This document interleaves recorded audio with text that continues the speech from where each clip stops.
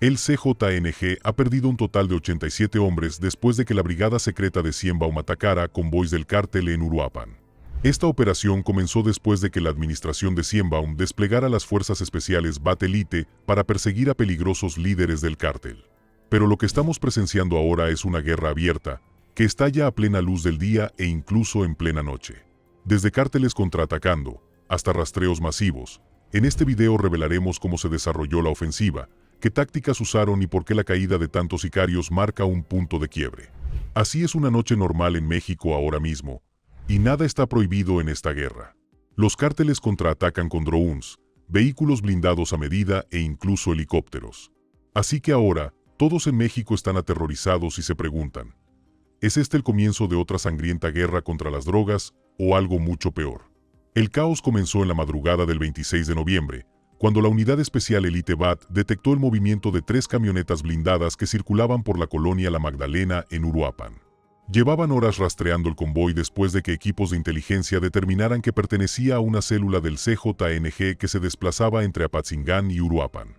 Así que, en cuanto las camionetas entraron en el tramo oscuro cerca de la carretera, los Bats entraron en acción. Ya contaban con equipo de visión nocturna, drones en el aire y un perímetro que encerraba al convoy en un barrio que el cártel consideraba seguro. Y una vez que estuvieron lo suficientemente cerca para confirmar los objetivos, se desató el caos. El tiroteo continuó durante más de 2 horas mientras los Bats avanzaban aprovechando la ventaja de visibilidad para la que habían entrenado. Al final, ningún soldado resultó herido, pero el convoy del cártel quedó completamente destruido. Según los informes, algunos sicarios abandonaron las camionetas y huyeron entre los arbustos. Al amanecer, los militares comenzaron a recolectar evidencia del lugar. Recuperaron 22 armas largas, incluyendo una Barrett calibre .50, casi 4.000 cartuchos, radios encriptados, chalecos tácticos, explosivos y cerca de 80 kilos de drogas sintéticas. Varios de los hombres del convoy fueron identificados como miembros de los Cannabis, una célula del CJNG vinculada a R1, uno de los principales operadores del cártel en Tierra Caliente. Esta conexión explicaba por qué el convoy se desplazaba con equipo tan pesado y por qué avanzaban hacia Uruapan. Y mientras esto ocurría, otros 2 operativos federales en Zitácuaro y Uruapan elevaron las pérdidas del cártel esa semana a 87 sicarios. Ahora bien, deben entender que ninguna de estas emboscadas fue casual. Fueron el resultado de un importante despliegue militar federal dirigido específicamente contra el CJNG. Así, la escalada federal que condujo al operativo de Apatzingán comenzó casi 2 semanas antes, cuando el presidente Sheinbaum anunció la activación del Plan Michoacán después de un aumento de asesinatos en Tierra Caliente. La región ya estaba bajo presión por la expansión del CJNG, grupos rivales locales y una serie de ataques de alto perfil, por lo que la respuesta esta vez tuvo que ser diferente. El video de un tiroteo en Matamoros esta semana evidencia la peligrosidad de México. El gobierno mexicano publicó este video. En el video publicado hoy por la Secretaría de Defensa Nacional, se ve una lluvia de balas por parte de soldados mexicanos. Nos dicen que están disparando contra miembros del Cártel del Golfo. El tiroteo en las afueras de Matamoros termina rápidamente con la rendición de los 4 pandilleros. Al menos 3 de ellos presentan heridas de bala. Todos portaban armas automáticas y chalecos antibalas. El secretario de Defensa Nacional afirma que algunas zonas de México son peligrosas, sobre todo si eres un delincuente como los 4 hombres arrestados en el lugar. En lugar de enviar más patrullas, el plan se centró en incorporar equipos que pudieran operar con precisión y bloquear las rutas que mantenían a los cárteles en movimiento. Fue entonces cuando se incorporaron los murciélagos al despliegue. 180 de ellos fueron asignados para reforzar los 5 municipios de la zona de mayor riesgo. Lo que diferenció este despliegue de los fallidos anteriores en México fue la especialización de los murciélagos. Piénsenlos como los Rangers del Ejército o los Boinas Verdes de México. Y lo interesante es que algunos de ellos fueron entrenados por las Fuerzas Especiales de Estados Unidos. Un puñado de Boinas Verdes estadounidenses se encuentran en México, ayudando a entrenar a la infantería de marina del país. Los soldados de las Fuerzas Especiales del Ejército de Estados Unidos están allí a petición del presidente de México. La medida también fue aprobada por unanimidad por una comisión del Senado en México. Ahora nos enteramos de que el 7º Grupo de las Fuerzas Especiales de EEUU, también conocido como Boinas Verdes, se dirigirá a México para entrenar a la infantería de marina mexicana. También entrenarán a esos marines en dos tipos de combate, convencional y no convencional. Las tropas estadounidenses llegarán a México completamente armadas. Este entrenamiento entre ambos países está programado para comenzar mañana y durar hasta el 30 de marzo.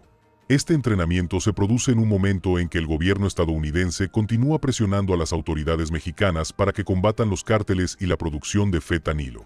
NewsNation informó que los cárteles mexicanos y las bandas chinas están traficando lo que las autoridades llaman, cito textualmente, cocaína del mar, el pez totoaba en peligro de extinción, a cambio de precursores químicos necesarios para producir fentanilo.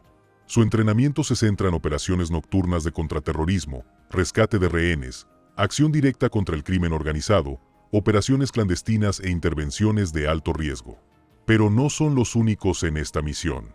La Armada de México también ha desplegado 5 de sus propios equipos de fuerzas especiales para patrullar bastiones conocidos de los cárteles, con el objetivo de localizar a sus líderes y laboratorios. Una vez obtenidas las coordenadas, vuelan, ejecutan la operación y se marchan antes de que los grupos criminales puedan reunir suficientes hombres para contraatacar. Actualmente, el CJNG aún controla gran parte del corredor alrededor de Tepalcatepec y sigue intentando expandirse hacia el Pacífico. Cárteles Unidos, conformado por remanentes de grupos más antiguos, dominaba los alrededores de Apatzingán y Buenavista.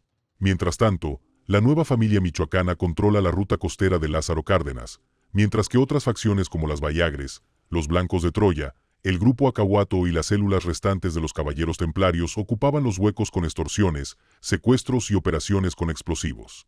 Debido a esta combinación, el plan tiene dos objetivos principales: frenar la expansión del CJNG y desmantelar las estructuras de alianza que sustentan a los demás grupos. Esto implica destruir laboratorios, bloquear rutas de abastecimiento, capturar a operadores de rango medio y eliminar a los líderes que coordinan los movimientos regionales. Entre estos objetivos se encuentran líderes de cárteles como el Barbas del CJNG, Nicolás Sierra Santana, su hermano Gabino Salas Valenciano de las Bayagres, y comandantes de los Blancos de Troya y Acahuato que operan en la zona de Aguililla y a lo largo del arco costero. Pero ahora, con la masiva presencia militar, los cárteles se encuentran bajo una presión intensa como nunca antes. El convoy de la Magdalena fue uno de los primeros grandes golpes, pero eso fue solo el comienzo. Pero una vez que las pérdidas comenzaron a acumularse, los cárteles respondieron de la mejor manera posible: emboscadas, ataques con drones y propaganda. La reacción violenta comenzó casi inmediatamente después de los operativos de noviembre. Los cárteles habían sufrido fuertes pérdidas en Uruapan y Zitácuaro, por lo que su respuesta fue atacar a las fuerzas federales en las zonas donde el ejército había reforzado recientemente su control. El primer golpe importante se produjo en Aguililla. Una patrulla militar se desplazaba por la comunidad de las Jiguerillas cuando hombres armados abrieron fuego sin previo aviso. En medio del ataque, un civil también quedó atrapado en el caos y tuvo que ser rescatado por los soldados mientras continuaba el tiroteo. Al final, 2 soldados perdieron la vida y uno resultó herido. Para los militares, este se convirtió en el mayor ataque individual contra ellos durante ese periodo. Lo que agravó la situación fue que esta emboscada no fue un hecho aislado. Ocurrió en una región donde los cárteles ya habían utilizado drones en varias ocasiones. Hace unas semanas, un dron de un cártel arrojó explosivos y dejó a 2 agentes heridos después de que la policía despejara 7 retenes que llevaban 3 meses en el aguaje. Apenas unas semanas después, los habitantes de Tepalcatepec reportaron otro ataque con dron contra una camioneta del cártel, pero esta vez sin víctimas. Sin embargo, apenas 6 días después, otro dron arrojó un explosivo sobre una casa vacía en la selva de Chiniquila. Debido a esto, los residentes de toda la región viven con el temor constante por sus vidas y sus familias. Más de 200 familias se han visto obligadas a dejarlo todo y huir a pueblos cercanos en busca de seguridad. Pero incluso escapar se ha vuelto difícil porque las carreteras que conectan estas comunidades con los pueblos circundantes suelen estar bloqueadas o dañadas. Este grupo se desplaza con gran potencia de fuego, y siempre que entra en poblaciones residenciales como esta, suele ser para presionar a los productores, forzar pagos de extorsión o realizar operaciones de limpieza interna contra sus propios rivales. Así que los murciélagos no esperaron. Se movieron rápidamente en direcciones opuestas, cerrando toda posible ruta de escape antes de que el convoy del cártel se adentrara en las zonas residenciales cercanas. Esta unidad de élite está entrenada específicamente para entornos nocturnos y guerra urbana con el fin de minimizar las bajas civiles. Gran parte de ese entrenamiento proviene de años de cooperación con las fuerzas estadounidenses. Un grupo de boinas verdes estadounidenses se encuentra en México, ayudando a entrenar a la infantería de marina de la Armada del país. Soldados de las Fuerzas Especiales del Ejército de EEU están allí a petición del presidente de México, y la acción también fue aprobada por unanimidad por una comisión del Senado en México.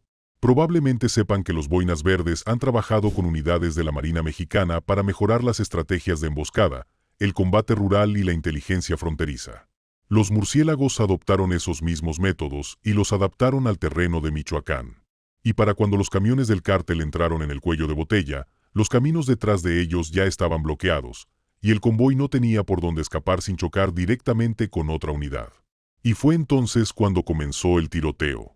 Aquí está la escena desde otro ángulo. El tiroteo duró más de una hora mientras ambos bandos intercambiaban fuego continuo. Y para cuando cesaron los disparos, todo el convoy había sido neutralizado. Los murciélagos incautaron docenas de armas largas, incluyendo rifles de grado militar, lanzagranadas múltiples y un alijo de munición perforante calibre 50. También encontraron radios encriptados, unidades de GPS, compartimentos ocultos y blindaje improvisado soldado a las camionetas.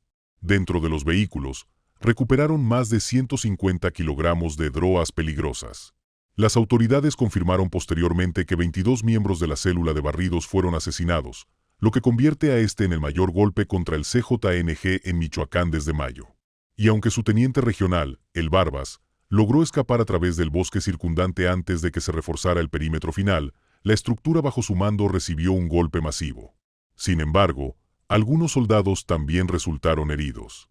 Aquí hay imágenes de uno de ellos corriendo hacia su compañero en el momento en que lo vio caer.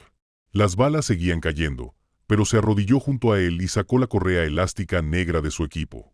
La vendó por encima de la herida y la apretó hasta que se trabó para evitar que se desangrara. Mientras todo esto ocurría en tierra, se desató otro ataque tras una nueva emboscada de soldados en la carretera de Jalatlán a Palcatepec. En ese enfrentamiento, un soldado, Bernabé Sánchez Gómez, murió y 2 más resultaron heridos. Según los informes, las autoridades interceptaron comunicaciones radiales del cártel donde se ordenaba a presuntos operadores del CJNG atacar el convoy militar e incluso helicópteros para que el ejército se retirara. Sin embargo, 3 días después, el cártel respondió con este horroroso video que muestra a muchos sicarios fuertemente armados. En el video, los sicarios negaron haber llevado a cabo la emboscada. Según ellos, retiraron a su gente al enterarse de la llegada del ejército y culparon a una facción rival vinculada a Cárteles Unidos y a un grupo paramilitar colombiano autodenominado Grupo de los Haces. Incluso acusaron a un general de la zona militar número 43 de colaborar con la banda rival. Pero ni siquiera eso calmó la situación, ya que pocos días después, sicarios del CJNG atacaron otro convoy del ejército. Otro enfrentamiento en Aguililla, pero los soldados rápidamente cambiaron la situación tras matar a 5 sicarios del cártel en el ataque, con solo uno de ellos con heridas leves. Las autoridades solo publicaron las imágenes del enfrentamiento después de que el CJNG difundiera en línea este video mostrando sus vehículos blindados y hombres fuertemente armados. Esto demostró el afán del cártel por controlar la narrativa, incluso cuando sufren pérdidas, lo que indica que no cederán. Lo que cambió ahora fue la magnitud de la respuesta gubernamental. El operativo formó parte del Plan Michoacán para la Paz y la Justicia, una iniciativa que se expandió tras los asesinatos de funcionarios locales, lo que generó presión nacional para una acción más contundente. Esto implicó más personal, más vigilancia y más respaldo político para estas capturas. Pero a pesar de la fuerza multiagencia, los bloqueos demostraron que el CJNG aún era capaz de paralizar zonas enteras cuando uno de sus operadores clave era acorralado. Y a medida que las autoridades avanzaban en Michoacán, las reacciones de la organización se volvieron más rápidas, coordinadas y destructivas. Y ahora, con la red del camaleón expuesta, el CJNG herido en Michoacán y unidades de élite reforzando sus operaciones junto con fuerzas entrenadas por Estados Unidos. A altas horas de la noche del lunes, las tranquilas calles suburbanas cercanas a la capital, en el estado mexicano de Sinaloa, se vieron sacudidas por el estruendo de los disparos. Un importante tiroteo tuvo lugar entre el ejército mexicano y uno de los cárteles de narcotráfico más mortíferos del mundo, el Cártel de Sinaloa. El tiroteo tuvo lugar a unos 11 kilómetros de Culiacán, la capital del estado. Según la Secretaría de Defensa Nacional, Sedena, El tiroteo se produjo después de que más de 30 sicarios dispararan contra soldados mexicanos. En represalia, el ejército mexicano logró matar a tiros a al menos 19 miembros del cártel. Ahora todos se preguntan, ¿esperamos más enfrentamientos mortales en las próximas semanas? ¿O el cártel finalmente contabilizará sus bajas para evitar perder más hombres?